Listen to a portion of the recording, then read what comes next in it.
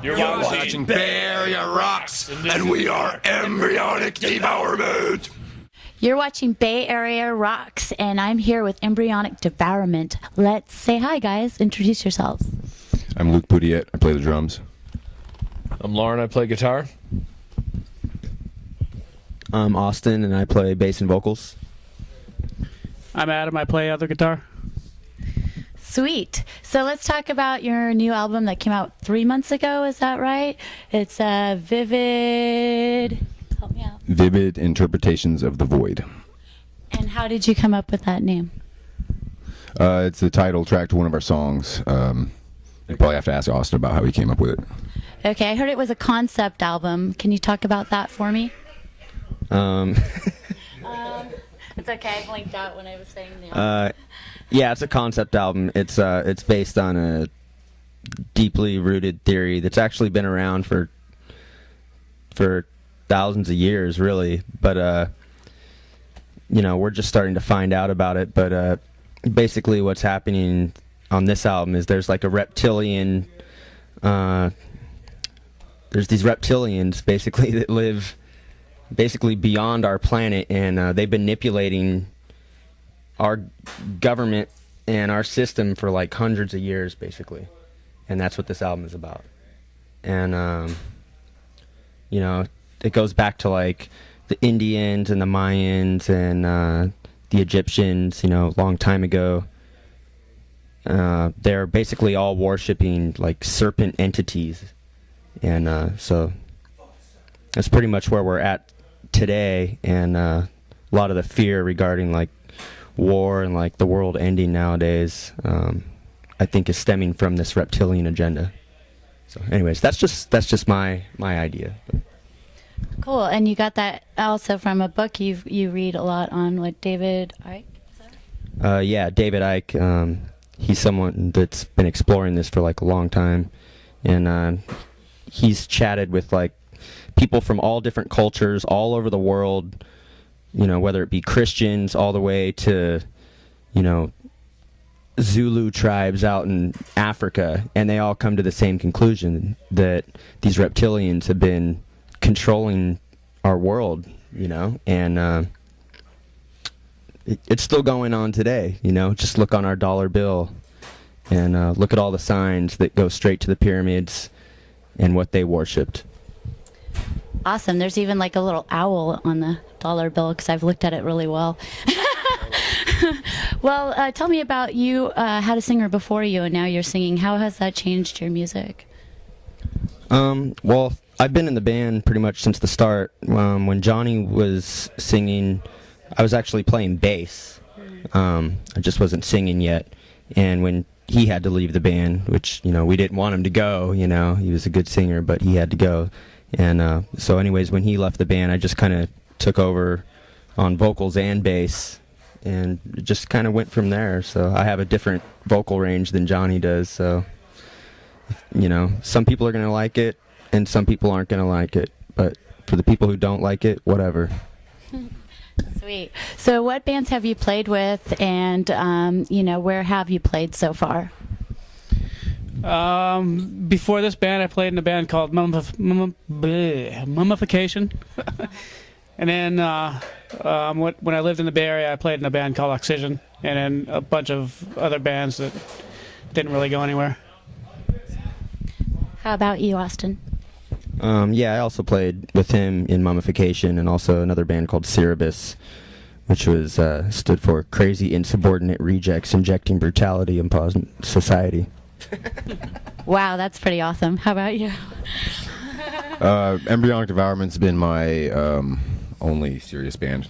I've been playing in it since it was started, and before we changed the name to Embryonic Devourment, we were called Yield Scabbard. We sang about pirates. It was a lot of fun. But so yeah, since 2001, been playing basically with these guys,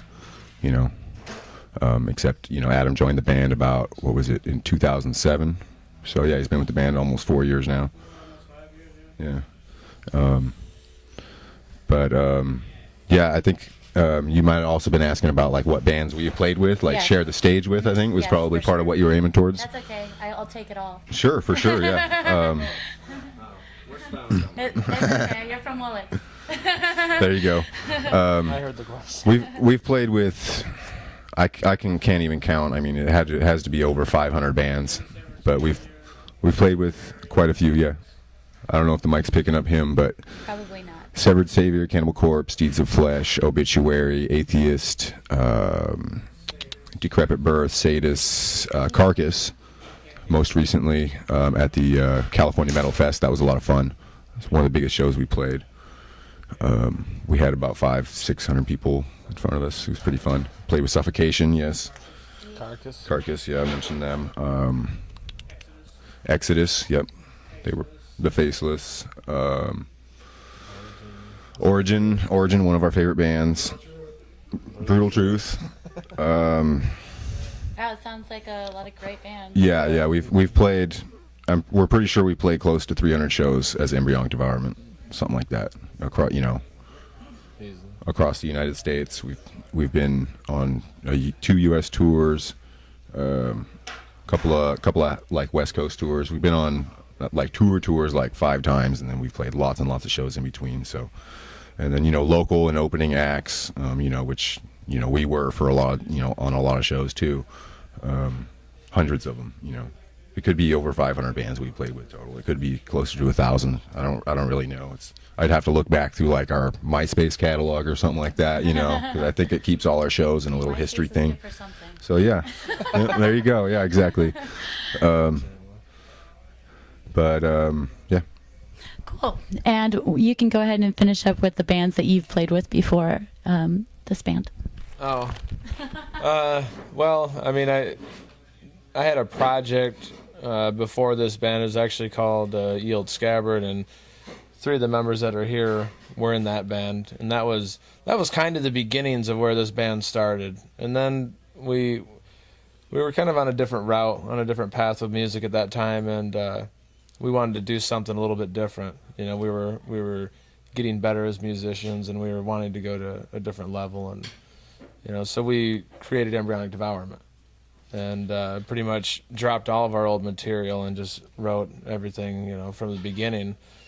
And we had limited success with Yield Scabbard. We were on a compilation for a death tribute after Chuck Schuldiner passed, and that was pretty cool. I mean, to Play Pull the Plug? no, we actually played Symbolic. Yeah, we played Symbolic. Yeah, it is. We played Symbolic though because it meant a little bit more to us. Understandable.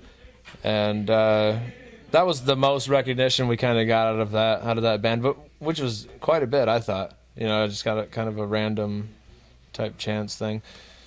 So, we've, like I said, we've played with endless bands. I mean, there's really no way to name them all, and sorry, but it's just it's like ocean of bands that we've played with, and it's been great. It's been a great time. I mean, we've played with everybody that we wanted to.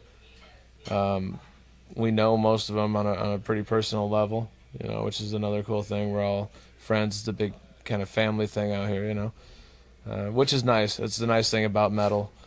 It's a little bit different atmosphere that you feel more like, you're in the realm of friends and family more than, some kind of weird, LA gig type deal where it's just all glamour and glitz. And I mean, it's, everybody seems so fake in that whole reality, but we've had quite a bit of success with this band, I believe. I mean, we've played with anybody we wanted to, anybody we thought of, we could even possibly think of. We've played with, other than maybe Napalm Death is one. Napalm Death is one we've always wanted to try to play with, and we had a chance a couple times. We missed out. There's a couple of bands, like Spawn of Possession's been a big influence on us, I believe. I mean, a lot of us have different influences from different styles of music as well, too. I mean, it's not just all metal. I mean, music is such a vast thing. I mean, to really categorize it down to one thing and only be that, I think is kind of boring. So in our music, you'll probably notice that we drift in and out a lot in different areas to make your mind think a little bit, to think on a little bit different level. Maybe a higher plane of consciousness. Maybe, we're trying to... Maybe a lower plane of consciousness. Maybe a lower plane for some people. But, I mean, I guess if you put the classical composers at a lower plane of consciousness, then, I'd be proud to be there with them. Sweet. So. So what is the most shocking thing that you've ever seen while you're playing or backstage? Schizos. I played in. Yeah, it's definitely. Yeah, that was my first band. It's probably really actually. I think I remember you from Schizo. Yeah, I know. I thought I Wow. remembered you too. Yeah, there's a few stories for sure. I would say as far as the crowd going crazy or like some kind of crazy crowd moment, we were playing the Anaheim Convention Center, something like that, somewhere in Anaheim. Where Nam is. Yeah, with Carcass, and fucking some dude just flew out of the pit, and his back did like a 90-degree angle against the stage because he was standing with his back to the stage, just kind of watching the mosh pit, and he just got floored against the back of the stage, and I saw his back just. I mean, it was an L, dude. And the stretcher came out, like ambulance there. I mean, it was pretty nuts. And a kid stuck his head in the toilet. And Meat shit's concert. like our roadie was saying, yeah, he's reminding me of this other story. Somebody wanted a shirt really bad, so he stuck his head in the porta potty. Came out with like a bunch of logs on top of his head, and so for a shirt. So that was pretty crazy. We wanted to hear the crazy stuff, so. Yep. That same kid also jumped in the irrigation canal in Central California for a CD, and he tried to eat a mosquito for like another CD, but no one would give him a CD for that. I guess we all decided after everything else he did, we just kind of wanted him to get away from us. I've got a Okay. decent one. I've got a story from some of our beginnings. We played a show down in San Diego, and it was with one of the members of Cattle Decap. And it was one of their crazy house parties. And I mean, this party was crazy. I mean, there was 200 and some odd kids in this little tiny area, and on stage while we were playing, I mean, I can't tell you how many faces I had to kick to keep them from pummeling us, because these people were the whole room was breathing with people in a weird way. Like you could see them rush in and then rush back out, and like, the whole time I had to grab his drum stand to hold his cymbals and shit up from falling on him at times, and like I had to kick people off my singer. And that's when Johnny was in the band, and we were playing that as a 3-piece at the time, and it was that was probably one of our crazier shows, in my opinion, just because the way the crowd was. Johnny he got the mic smashed into his face. I mean, it was brutal. I mean, it was all we could do to kind of defend ourselves and still play and put on a sick show. So I mean, that was when you're ground level with the fans, I mean, it gets nuts down there. So I mean, that's where we'd rather be. But That was a good story too. It's actually not exactly an Embryonic Devourment story. It's actually from the Yield Scabbard days. But we played this crummy little show in our hometown of Laytonville at the time, which is a little north of Willits, at this dive bar, and there had to have only been about 15 people there. But there was this lady. What was her name? Susie Ray's car. Yes, Susie Ray's car. She got down. There was like most of the people were inside the bar, which was like in a separate room. Yeah, and then there was like 15 people in the bar, and there's like 15 people in the room, and this chick gets down in front of us as we're playing. Like we only had like 4 songs at that time. It was very early on, and she started masturbating in front of us. Pulled up her little hippie dress and just started playing with herself right in front of a. Right in front of the band. Just keep going. Yeah. We had to. Yeah, we kind of had to look. Yeah, we had to keep going. We were just like, oh my god, we had to look away. We all looked at each other and we kind of looked away. Push that memory out of my mind. Yeah, Austin's trying to block it out. That same night, Austin did the Chuck Berry. Austin did the Chuck Berry. Yeah, that was good.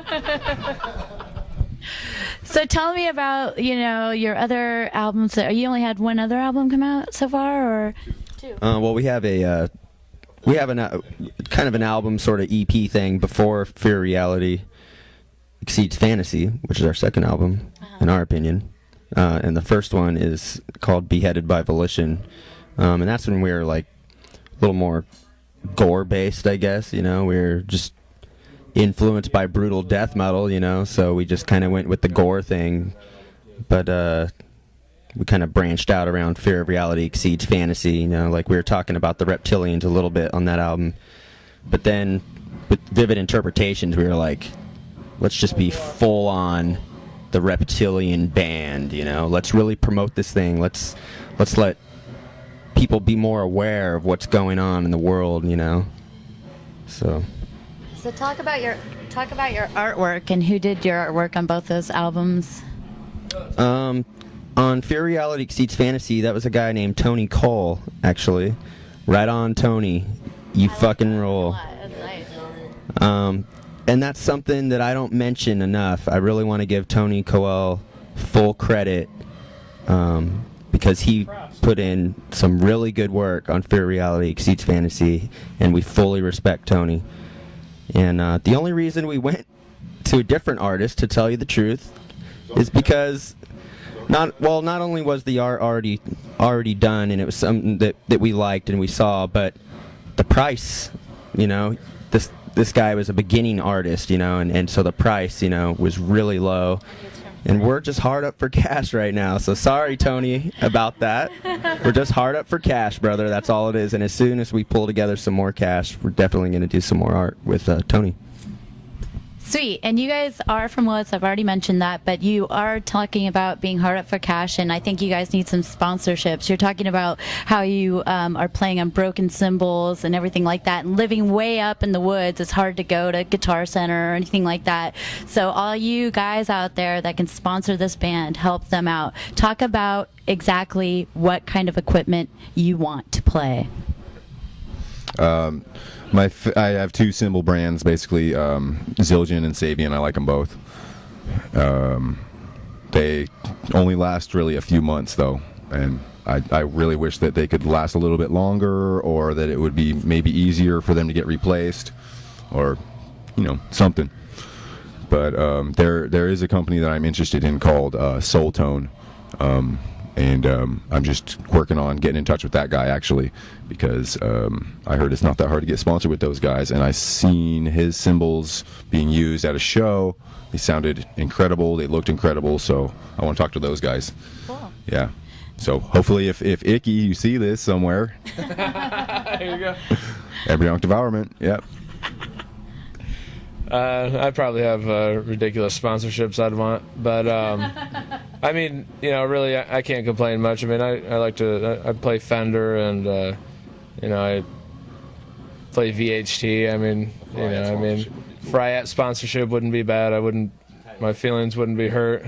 You know, strings, and yeah, I mean strings, but you know, Ernie Ball. Yeah, Ernie Ball. I mean, you know, I don't know. I mean, really, Luke probably needs the most sponsorships out of all of us. Yeah. I can go through another laundry list. No shit. Drumheads. I love Evans on drumheads. If I could get a sponsorship from Evans, that would be awesome. Their drumheads, you know, sound great. Drums, highly unlikely to get a sponsorship from Pearl. I mean, I've already spent the money, and I'm keeping the drum set. Sticks. Pro Marks. I love your 707 Ed Shaughnessy signatures. Love them. Give me a bunch of them for free, because I'm badass. How about you, Austin? Really, what I want, I have this idea, and it may or may not have been made yet, but I just want this like see-through plastic base with a bong attached to it. I want to, and see, the tough part would be to be able to get the electronics to work with the fucking water swirling around in there. But I want to be able to take a hit up on stage from a bong, you know, and I think it'd be cool to have on the bass. I'd like to be sponsored by Fryat and Mesa and BC Rich. That's primarily what I use. Yeah, if I'm gonna want a sponsorship, those would be the companies. Free pickups and strings would be awesome. Ernie Ball. Yeah, that's about it. Nah, I'd like Seymour Duncan, Stan Heimsley, DiMarzio, something like that. Yeah, that's about it. Oh, and we all need to be sponsored by Jägermeister. No shit. And don't forget about the Jaeger girls, right? So let's talk about what you're working on now. As in, do you have a new album name, title, or any songs that you have, like, titles that you can tell me about? Yeah, this next one's called 8-Ball Shifter. No, we have 3 new songs in the works right now, and they're like a lot more groovier, I would say, just in the sense of, it's still total full-out assault, brutal death metal. Yeah, no, I hate the word groovy too. But it's just that kind of thing where you can fucking headbang to it, but at the same time feel that full-on technical eclipse that's happening. And the really cool part about it is we've been integrating a lot more of Adam's riffs actually into the band, and so that's enabling us to kind of create a new sound as well. With Lauren, he'll make something, and then Adam will sit there and create his own riff that interlaces with that, and so that's kind of the new thing that we have going on now. And it's amazing. I love it. It's much more melodic, way more leads. We still get down to the bare bones, brutal stuff. We break it down still, and lyrically, there's no lyrics yet, so we're still deciding. Do we want to do another theme or do we want to branch out? We're always the kind of band that likes to branch out, so you never know. So you guys are doing like a West Coast mini tour. Can you tell me exactly where you're headed and what towns you're hitting?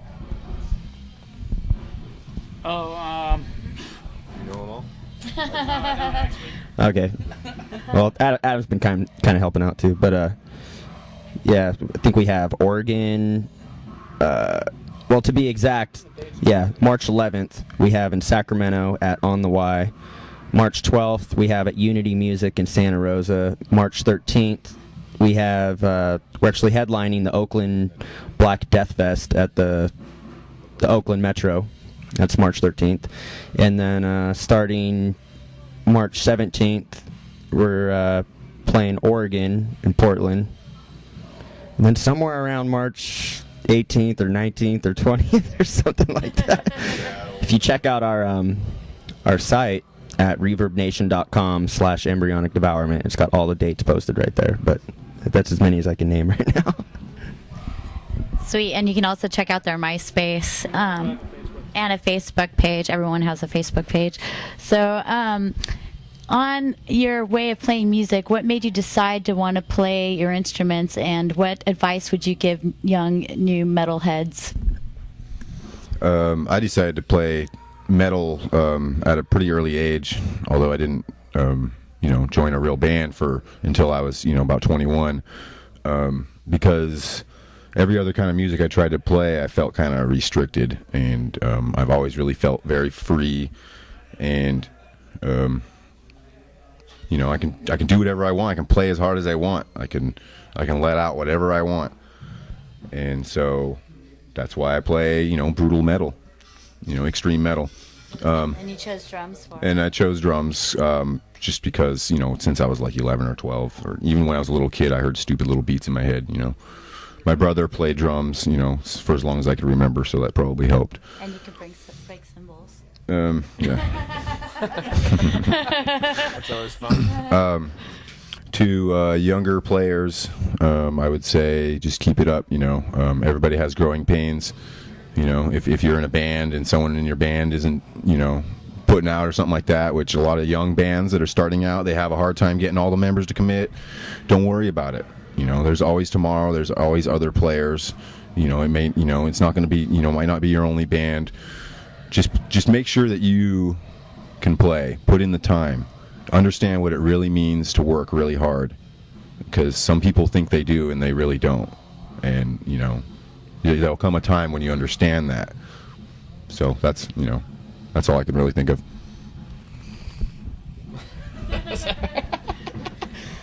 Yeah, I would say just follow your dreams, your ambitions. I mean, do the impossible, whether it seems impossible or not. I mean, like you said, you have to work hard for something you want, and practice a lot. that's the basic thing. I mean, don't forget about your roots. You know, kind of have an open mind for music, and don't just get stuck in one area. It'll give you more diversity in what you create for your own style. You know, like what I play, it's just what comes out of me. It's not like I necessarily think about writing metal. It just comes out of me like that. So I mean, you know, if I was, you know, a blues guy, that it would probably be like that too. You know what I mean? So you kind of find your niche, whatever style it may be. It doesn't even matter. You know, find your niche and go with that. Don't try to be something you're not. You know, and that'll make your road a lot less bumpy along the way. And what made you want to play guitar? Or how did you start playing guitar? I don't know. I guess listening to old albums with my brother and you know, listening to like all the old music when I was younger, and just hearing the kind of soul that was in it, the amount of notes you could pull out of a guitar, you know. And you know, I played bass for a long time. I actually played bass in Yield Scabbard. That's what I kind of started more on. But I mean, I played guitar when I was younger, but I never really took it seriously until I started taking it seriously, you know. And that was, you know, much older than that. But a lot of things. I mean, my most of my family were guitar players, so I kind of had that thing like, okay, I want to be able to do this too, you know, and I want to be able to do it good.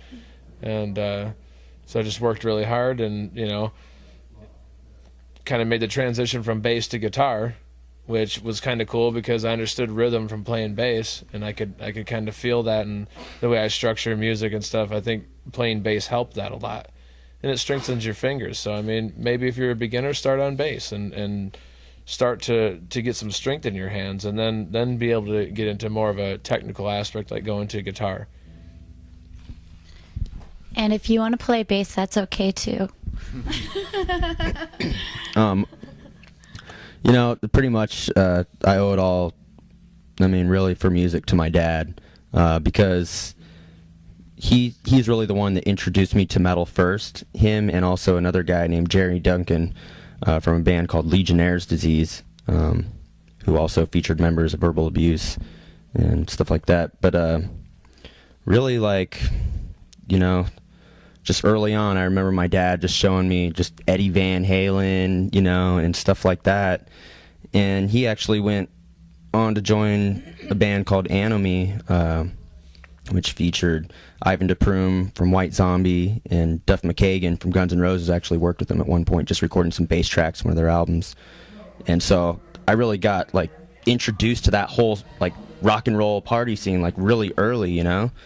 And so it just seemed like a natural progression for me, you know. As soon as I found out that I liked metal, my dad fully like fueled that, you know. Here's a guitar. Here's this, you know, what else do you need? Make music, you know? So It's good to have support. yeah, and here I am, you know, just at some club, you know, in the city somewhere, fucking, Richmond. you know, Ramen. just my bros. Just my bros, and really that's what that's really, you know, really just like, you know, Luke was saying, you know, and what all of us are basically saying is that metal is basically a family and a brotherhood, you know. And What advice would you give? yeah, I mean, as far as advice, you know, starting in metal though, I would just say, like, really look at the charts right now. I think right now it's the Black Eyed Peas at the top of the charts as far as money making goes. So probably don't want to get into metal, you know, if you want to make money, you know. But if you really want to go with something that you just feel is you feel that aggression, you're pissed off at the world today, you know, you really want to let out, metal might be for you. And really, you know, that's just the best advice. Just go with your intuition. I started listening to metal when I was 11. I got in my mom's record collection and I found Heart, and and I thought the chicks were hot. I was like, all right, cool. Well, I put the record on, and the first song was Barracuda, and I got the chills immediately, and like that was it. I mean, that was, you know, I listened to that song and that song only for years. I probably wore out the grooves on the record, but then I heard, like, you know, AC/DC and stuff like that, and kind of progressed. Yeah, I'm the old man of the group. I'm 41, so, but as music got heavier, I was always looking for the faster. I always liked the fastest songs from the bands. The bands that had the grittier voice, I like that better. It's just so going to death metal was pretty much a natural progression for me. And as far as playing guitar, I was actually a drummer when I first started, and then learned how to play a whole lot of Rosie from AC/DC. Just and I was on guitar. I was just farting around, and it kind of went from there. And then yeah. Any advice that I'd give to younger players? Play what's in your heart, and when you're learning stuff, start slow, play it slow, and just as you get it down, then start speeding it up. That's the only advice I can give. Now, I know you guys have actually played with a lot of bands that you have wanted to play with, but is there any other bands that you can think of right now that you'd love to share the stage with? Yeah, probably, definitely Napalm Death, and some of the crazier bands, like the newer projects, like Alex Webster has a new project called Blotted Science, which is amazing. I've never heard of Blotted Science playing tours or shows yet, but I would love to play with those guys. We really like Bon Jovi. No, no, I'm kidding. I would say probably Morbid Angel. Yeah, those guys are sick. Spawn of Possession, Gorguts, those would be great. Bands we haven't played with. It'd be great to play with either one of those guys. I'm pretty sure Spawn of Possession is doing stuff again, but I don't know if they'll ever come to America anytime soon. But maybe we'll come over to their place, make them play with us. We'll see. I don't know. Can you think of anyone? I don't know. Maybe Necrophagus. I mean, just because they seem to get the crowds. It'd be nice to play. Some more shows with Suffocation and Psychroptic. I mean, we played a show with Psychroptic before, but those are a couple bands. Spawn of Possession. I mean, those. You guys haven't been to Europe yet either, have you? No, not yet. Yeah, you need to get on some European festivals. Well, we had a tour booked at one point in time, but things fell through, and it didn't seem like it was like we were going to get over there and everything was really going to happen. So we were kind of like, But, money. It's hard. money, yeah, It's hard to tell how much it's going to cost. And we were hearing horror stories about how it's like $600 to just across the English Channel, and we had shows booked there. You could swim. Yeah, we could swim. Yeah. So tell everybody where they can find your music again, and promote your Facebook and your MySpace and all that stuff. Sure, yeah. MySpace.com/Embryonic Devourment. It's the easiest place to go and hear our music. There's like 3 or 4 songs on there. ReverbNation.com/Embryonic Devourment, I believe. That's another great one. I actually, as far as listening to music on the internet on your computer, I think the Reverb Nation songs actually sound a little bit better, personally. I don't know if maybe it was just the computer I was listening to it on, but yeah, there's a couple songs on that one. And our official site is embryonicdevourment.com. All right.